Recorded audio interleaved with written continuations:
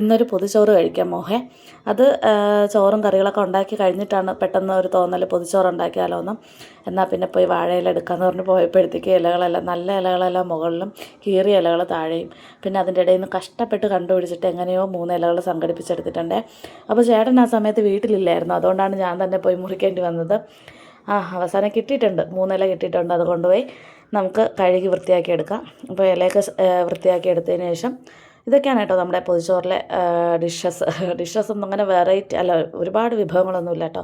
ചോറും സാമ്പാറും അവിയലും പൊരിച്ച മീനും പിന്നെ മുട്ട പൊരിച്ചതും, ഒരു ചമ്മന്തിയും അച്ചാറും കൂടി വേണമായിരുന്നു പൊതിച്ചോറ് അങ്ങോട്ട് സെറ്റായിട്ട് വരാനായിട്ട്. പക്ഷെ അതില്ല, ഞാൻ പറഞ്ഞില്ലേ പെട്ടെന്നുള്ള തീരുമാനമായിരുന്നു.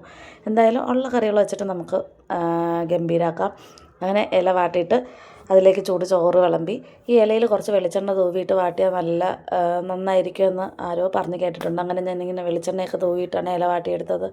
ചോറിൻ്റെ കൂടെ സാമ്പാർ കഴിക്കുന്നത് എനിക്ക് മുമ്പ് അത്രയ്ക്ക് വലിയ ഇഷ്ടമില്ലായിരുന്നു, പക്ഷേ ഇപ്പോൾ ഭയങ്കര ഇഷ്ടമാണ് കേട്ടോ ചോറ് സാമ്പാറും. അപ്പോൾ ചൂട് ചോറിൽ സാമ്പാറൊക്കെ ഒഴിച്ചിട്ട് അവിയലും വെച്ച് മീൻ പൊരിച്ചതും വെച്ചിട്ട് പിന്നെ മുട്ട പൊരിച്ചതും കൂടി വെച്ചിട്ടുണ്ട്. ഈ മുട്ട പൊരിച്ചതെല്ലാം പൊട്ടിപ്പോയി, നിറയെ ഉള്ളിയും പച്ചമുളകൊക്കെ ഇട്ടതുകൊണ്ടാണെന്ന് തോന്നുന്നുട്ടോ, കനം കൂടിയിട്ട് അതിങ്ങനെ പൊട്ടിപ്പോയിട്ടുണ്ട്. അപ്പോൾ നമുക്കിത് മടക്കി വയ്ക്കാം. എനിക്ക് ഈ ഇല നല്ല, ചിലവർ നന്നായിട്ട് ഇങ്ങനെ പൊതിഞ്ഞ് വയ്ക്കുമല്ലോ, അങ്ങനെ നല്ല വൃത്തിക്ക് പൊതിയാൻ എനിക്ക് അറിഞ്ഞുകൂടാ കേട്ടോ. ഞാൻ പിന്നെ എനിക്കറിയാമെന്നുള്ള രീതിയിൽ അങ്ങ് പൊതിഞ്ഞെടുത്തു. ഇല മടക്കിയിട്ട് പിന്നീട് പേപ്പർ മടക്കി ഇങ്ങനെ എടുത്തു. അങ്ങനെ പൊതിഞ്ഞ് സെറ്റാക്കി വയ്ക്കാൻ പോവാണ് കേട്ടോ നമ്മുടെ പൊതിച്ചോറ്.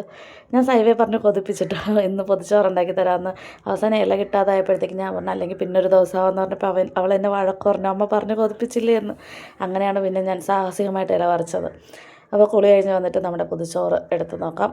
ഒരു മണിക്കൂറൊക്കെ വെച്ചിരുന്നു കേട്ടോ ഞാൻ. എന്നിട്ട് തുറന്നപ്പോഴത്തേക്ക് നല്ലൊരു മണമൊക്കെ വരുന്നുണ്ട്. ഈ വാട്ടിയ വാഴയിലയുടെയും പിന്നെ നമ്മൾ വെളിച്ചെണ്ണയാണല്ലോ എല്ലാത്തിനും, എല്ലാ കറികൾക്കും നമ്മളിവിടെ വെളിച്ചെണ്ണയാണ് കേട്ടോ ഉപയോഗിക്കുന്നത്. അപ്പോൾ അതിൻ്റെയൊക്കെ ഒരു മണം, അവിയലിൻ്റെ പുറത്തൊക്കെ നമ്മളിങ്ങനെ വെളിച്ചെണ്ണ തൂവുമല്ലോ, അതിൻ്റെയൊക്കെ ഒരു മണം. ഞാനങ്ങനെ ഭയങ്കര പാചകക്കാരിയൊന്നും അല്ല കേട്ടോ. അങ്ങനെ പാചകത്തിനോട് എനിക്ക് ഭയങ്കര അങ്ങനെ ഇഷ്ടമല്ല, അങ്ങനെ ഉണ്ടാക്കാൻ വേണ്ടിയിട്ട് അങ്ങനെ ഭയങ്കര ഹോബിയൊന്നും അല്ല എനിക്ക്. നമ്മുടെ ആവശ്യത്തിന് വേണ്ടിയിട്ട് വീട്ടിലുള്ള ആഹാരങ്ങൾ ഉണ്ടാക്കുന്നതെന്നല്ലാതെ വെറൈറ്റി ഡിഷൊന്നും ഞാൻ അങ്ങനെ ഉണ്ടാക്കാറുമില്ല, പരീക്ഷിച്ച് നോക്കാനും നിൽക്കാറില്ല.